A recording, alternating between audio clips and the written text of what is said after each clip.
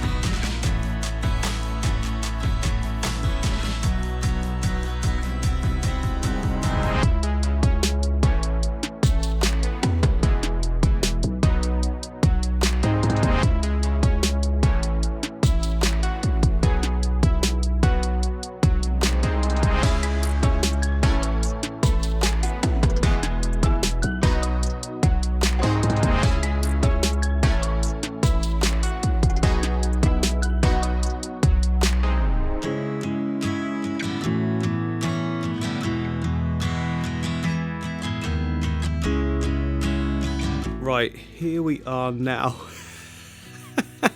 I mean, where do I start? Look, I've done this sort of on purpose. I just want to see where it went, to be honest, because it's not much of an ecosystem if I'm constantly in and out of it. Like once a month is what I want to go for. The good news is I can already see just like shrimp dotted about. So they're obviously doing very well in there. But some of the plants I can see back there, you can't see at the moment, they're suffering, and that's because of the lighting. So the first thing I want to do is get some of these floating plants out, reduce it just to a couple of these little baby ones again, and then it should be fine in terms of light levels. So as I was pulling those big ones up there, I felt some resistance. Like, yes, like I've got a proper tug on that. The roots have actually gone all the way down the bowl now and into the substrate underneath. So it's getting nutrients from the substrate, it's getting CO2 from the air as well. It's no surprise it's covered the whole surface in no time at all. I mean, it'd probably have grown even more if there was more space for it. So that is all of the floating plants out, apart from the ones that I'm going to keep, so just those few there. Now we can see already, look, the S. repens. Oh, come on. Yeah, there we go, look down there. The S. repens has taken a hit on the lower leaves.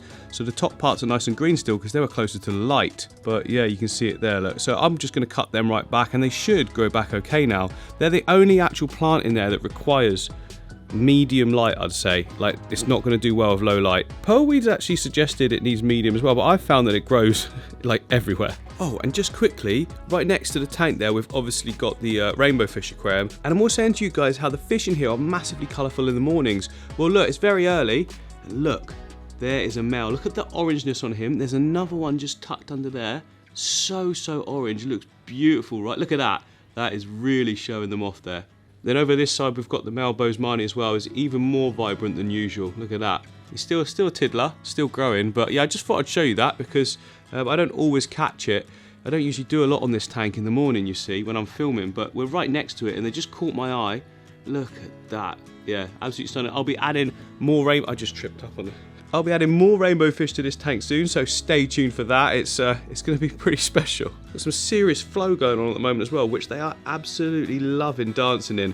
All the background plants that have grown back as well, really loving this tank. But yeah, anyway, focusing back on the bowl, I think the most obvious thing to do next is the pearlweed. Let's trim this right back. I'm going really far down. Last time I left like a little bit of it, and it was too much. I need to go to like the tiniest amount left. Okay, a few minutes later, we're down. Oh, shrimpies. I've seen quite a few actually. When I've been cutting that, they've been shooting off left, right, and centre. So I know there's a good population booming in there. Now, I've looked at that and thought, yeah, that's enough. But no, it's not. That's what I did last time. I need to go even lower, like right down here.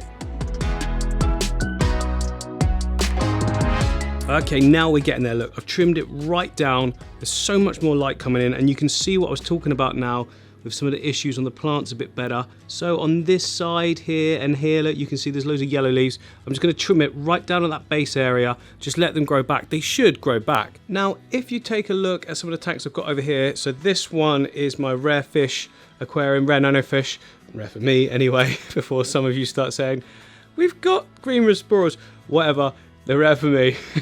So down here, look, this is what the S-Reppin should look like. It is growing so nicely. You can see right at the top there, that's fresh growth, so it's super vibrant and green.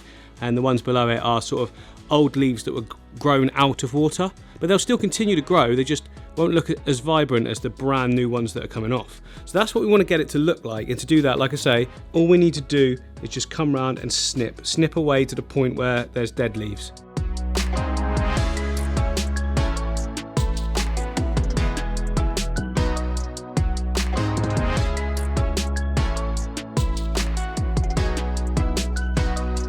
So we are looking really smart again. It's opened it all up nicely. The only other thing that I had to take out was these here, and that's from the Hygrophila pinnata. This one that we're seeing starting to come out the top. Well, further down, because of all the floating plants, there was no light basically getting through. All the top leaves are absolutely brilliant, but these ones, yeah, they didn't make it.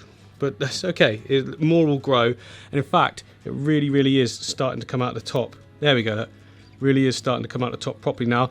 That'll grow up this, and it'll actually have like flowers on it. In fact, speaking of flowers, look at this tank over here. This is my low-tech albino cherry barbs, look.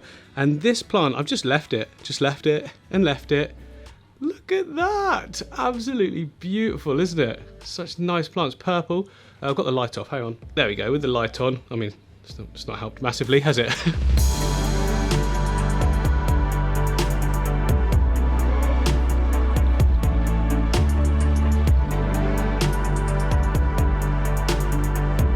So yeah, that's just over 2 months now for the ecosystem bowl. Still going strong. We've still got good plants. You know, they're all healthy. They're all bouncing back apart from a few of them. We've still got loads of the shrimp in there. I mean, as I'm staying still here now, I'm seeing more and more. They did hide for a bit because obviously I've jumped in there and started moving everything around. But even now, look, there's more and more appearing out. Come on, come and take a look around of your new surroundings. Oh, I love what you've done with the place. So yeah, no water changes.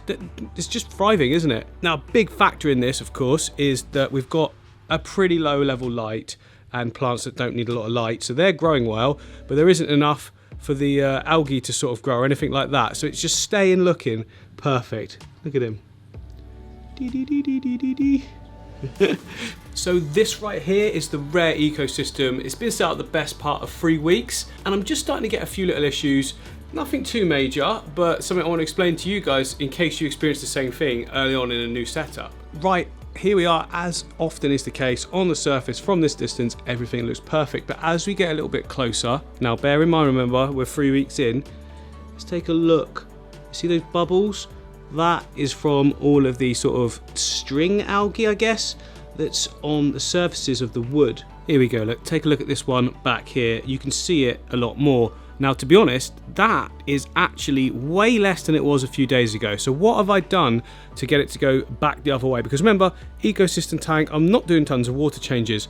So what I did, first of all, I tested the water. I said in an Instagram post recently, before you start adjusting lighting and all those kind of things, you need to know what the tank is doing in terms of water chemistry. Because if you've got massive amounts of nitrates, for instance, you're going to have algae. So it didn't. Everything's perfect, which is wonderful, because nothing worse than when all of your you've got a chemical imbalance and you don't know why.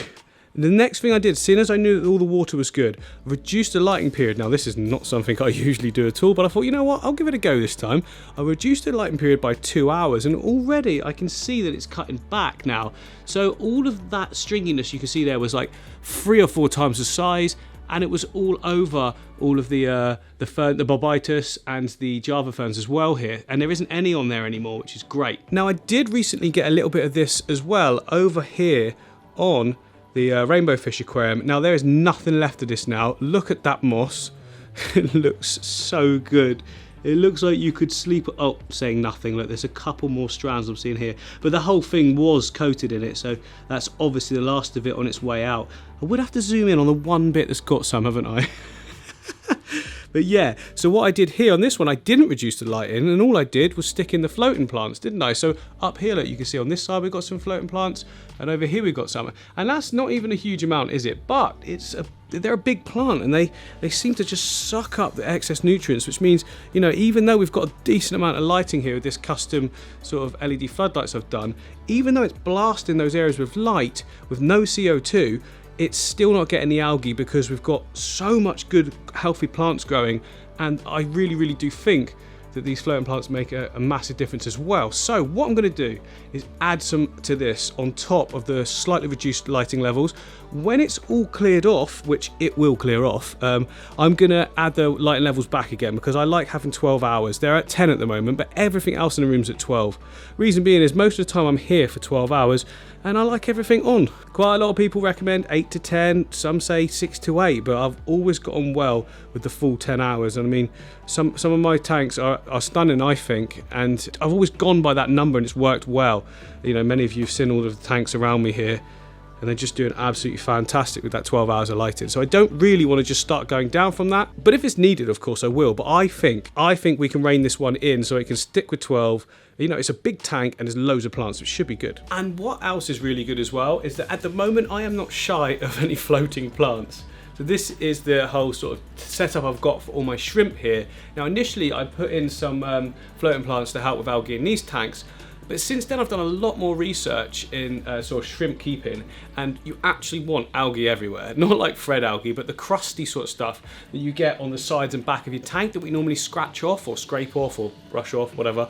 I stopped doing that now to these tanks. Still not developing it because it's so good, these floating plants are sucking up nutrients. So the fact that they're growing so fast with such luscious, healthy root systems coming out of them means that they're sucking up a lot of nutrients, and as a result we're not getting the algae build-up. The reason you need the algae build-up in tanks that you're breeding shrimp in is that the babies, whenever they come out, they land somewhere, yeah, and they don't do a lot of movement, so they need that algae coating to be able to sort of just not feast on, but like peck at continuously. I've also noticed on this tank, which I don't know if we're going to pick it up here, but by my finger, there you go, that is baby planaria. I've just treated the tank. I treated this one as well just to be sure, because I have been sharing sort of different elements of those switching across. So that will kill off that planaria. It's bound to happen. You just need to have the stuff on hand.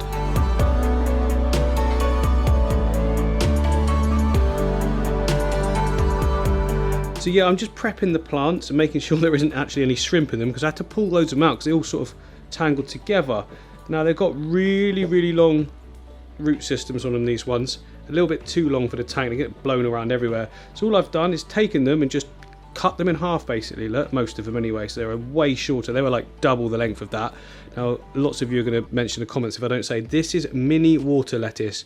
I don't know the scientific name or anything. All I know is I used to get the giant ones, and then I found you could get the mini ones, and they do stay pretty mini, or rather they multiply so fast that after say a month you take out the biggest ones and you're left with lots of the smaller ones, and that's a really good amount to start with. I'm going to just use that.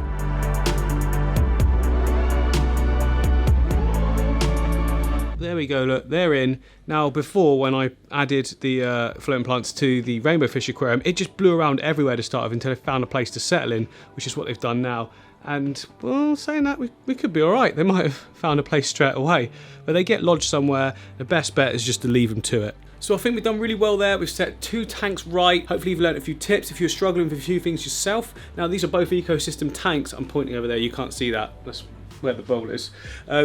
These are ecosystem tanks, so I don't do water changes, just top-ups, and I try and solve problems like I have. I mean, let's face it, they're not huge problems. This one could be there if we don't get on top of it, so hopefully that's sorted. If you've enjoyed this one, hit the like and subscribe button, and I will see you on the next one.